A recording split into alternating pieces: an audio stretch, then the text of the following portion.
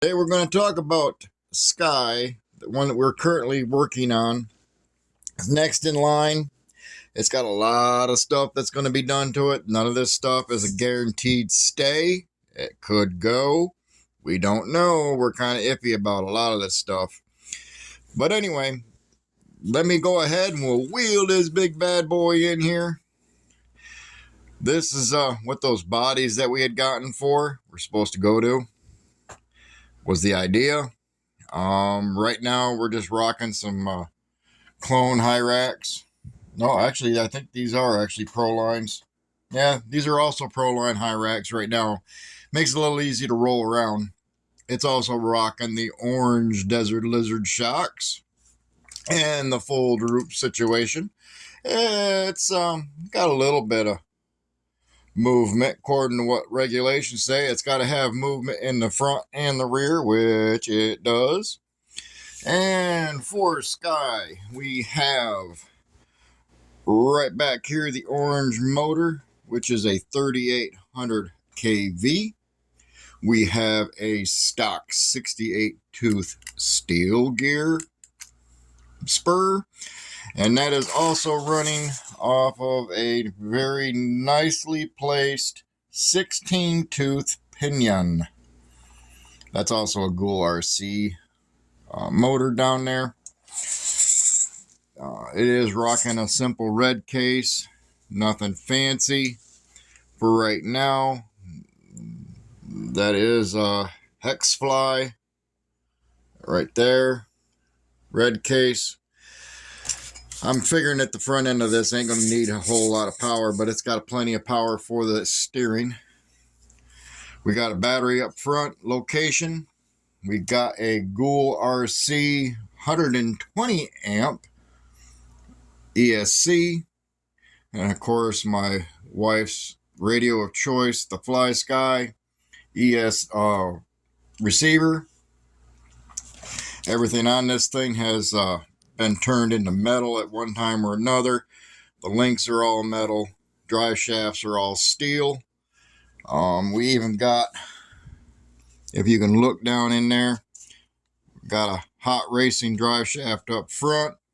We also have a steel drive shaft for the rear.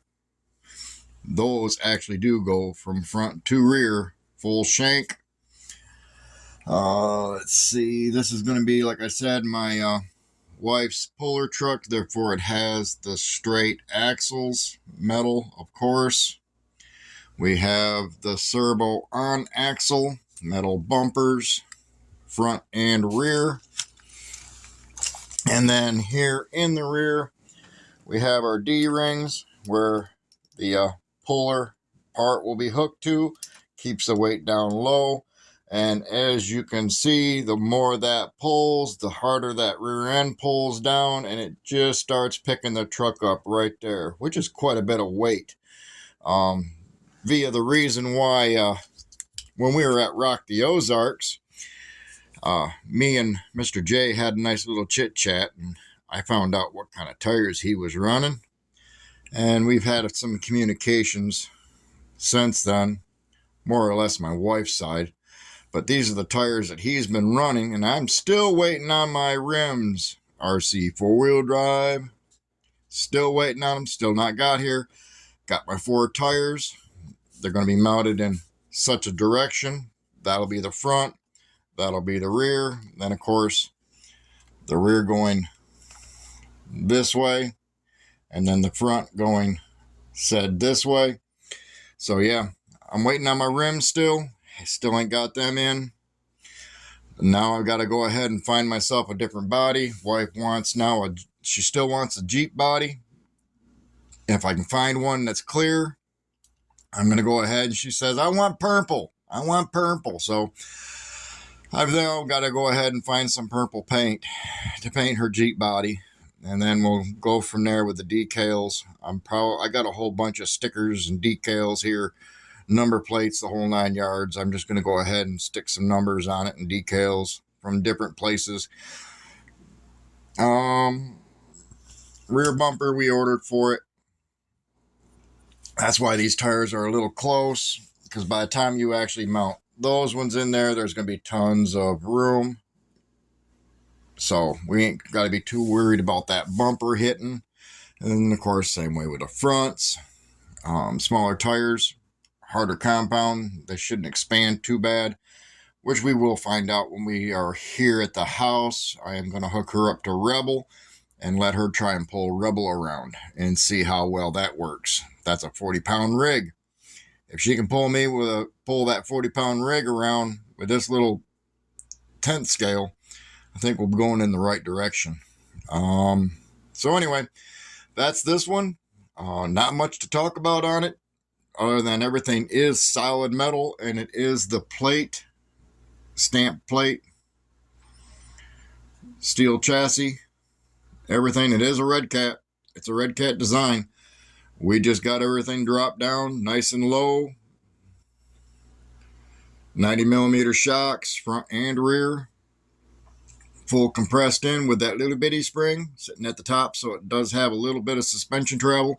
According to the books, that's what has to happen. The rear cannot be locked, nor can the front. So we've got that set up just like we want. If we decide to keep this speed control, I am going to change that end. I don't like them ends on that. I'll probably change that to the blue IC5s. Get that off of there. We haven't made up our mind on what electronic speed control, motor, any of that. I hear we can go all the way up to a 6,500 kV motor. I may be wrong. We haven't, like I said, we haven't discussed any further details. I'm trying to gather what I can, when we can, how we can. Right now, I'm just axles, frame, pinion, spur, getting everything set up accordingly. And like I said, I do have 4 tires. I've just got to wait for my rims to come. They are ordered from RC 4-wheel drive. They still have not shipped. I've had these now for almost a week and a half.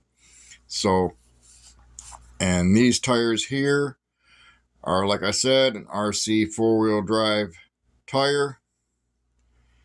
And they are a giant Polar. And as you can see there, they are 37.5 by 27 by 1.9, which puts them in the right class. And as again, all of my bearings, all my transmission, axles, everything have still to this day all been covered literally by Udder Butter by Cow RC. Gotta love that udder butter. Nothing but the butter. So, that's what we've got in this so far. What we're looking at right now is that we're just waiting on parts for it. As soon as we get the parts, then we can do putting in, trying and see what we can get with it. That's all we can do is keep trying. But that's how far we've gotten with this one. Y'all have a good one. We'll see you on Monday. And we'll see what we got for Monday's video. Catch y'all later. Bye.